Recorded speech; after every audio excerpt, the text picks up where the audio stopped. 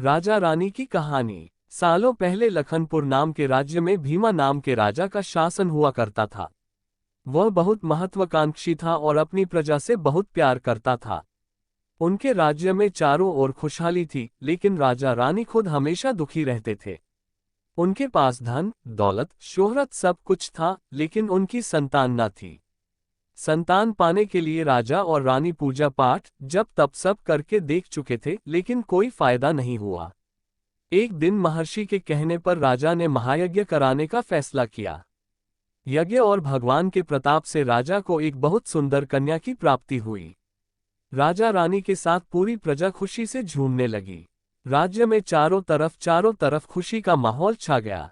राजा ने सारे नगर वासियों को पिता बनने की खुशी में भोज पर आमंत्रित किया। धीरे धीरे समय बीतने लगा। राजकुमारी बड़ी होने लगी। वह काफी सुंदर और गुणवान थी। राजा रानी उसे देखकर ही खुश रहने लगे, लेकिन एक दिन उनकी खुशी को मानो जैसे नजर लग गई। राजकुमारी बीमार पड़ गई। बड़े बड़े वैद्य, नीम हकीम सब इलाज में जुटे, लेकिन कोई फायदा नहीं हुआ। दिन प्रतिदिन राजकुमारी की हालत बिगड़ती जा रही थी। राजकुमारी के ऊपर कोई दवा असर नहीं कर रही थी। राजा को लगने लगा कि एक बार वे फिर निसंतान हो जाएंगे। एक दिन दूर देश से एक वैद्य राजा के महल पहुंचा। देखने में वह अजीब सा था और उसने ठीक तरह से कपड़े भी नहीं पहने हुए थे, जिस वजह से सैनिकों ने उसे राजमहल में प्रवेश करने से रोक दिया। वैद्य ने राजा से एक बार मिलने की बहुत गुजारिश करते हुए कहा कि मैं राजकुमारी को ठीक कर सकता हूं, लेकिन किसी ने उसकी बात पर यकीन नहीं किया। सैनिक उस वैद्य को राजा के पास लेकर गए। वैद्य ने सबसे पहले राजा को अपना परिचय दिया और कहा कि मैं आपकी बेटी को ठीक कर सकता हूं।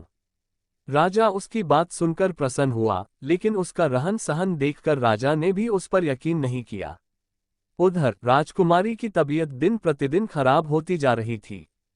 इसलिए राजा किसी वैद्य पर यकीन नहीं कर पा रहे थे, लेकिन उस वैद्य का आत्मविश्वास देखकर राजा ने उसे एक मौका देने का फैसला किया।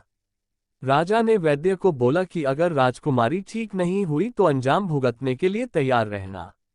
इस पर वैद्य ने बोला ठीक है, लेकिन अगर राजकुमारी ठीक हो गई तो मुझे क्या मिलेगा?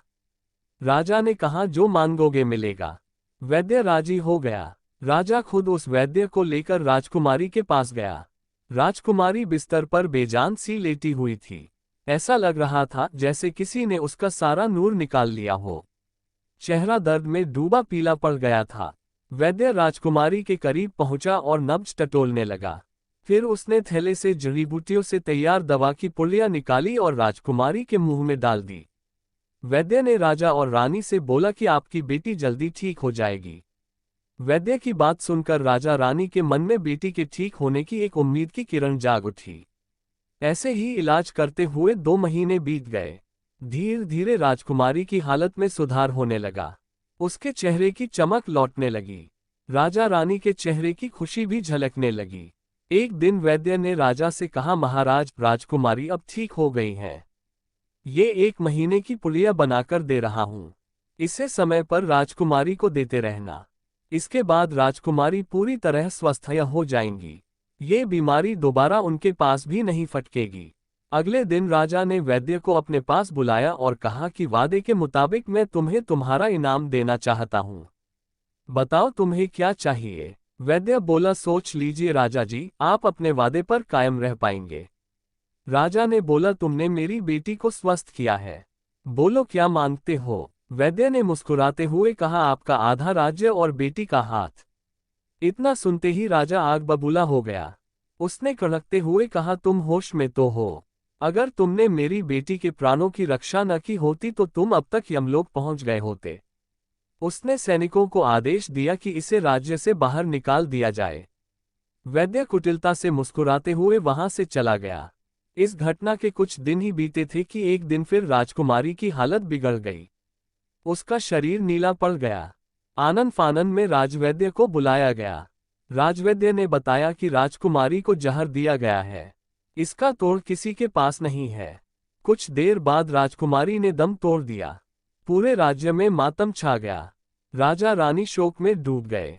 छानबीन में पता चला कि वैद्य ने राजकुमारी को 1 महीने खाने के लिए जो पुड़िया दी थी, उनमें से ही एक पुड़िया में जहर था। वैद्य को पहले ही शक था कि राजा उसकी बात नहीं मानेगा। इसलिए उसने एक पुलिया में जहर भरकर रखा था। उसने सोचा कि अगर राजा शादी के लिए मान जाता है तो वह जहर वाली पुलिया हटा देगा, लेकिन अगर नहीं माना तो इसकी सजा राजकुमारी को भुगतनी होगी। वैद्य की चाल कामयाब हो गई।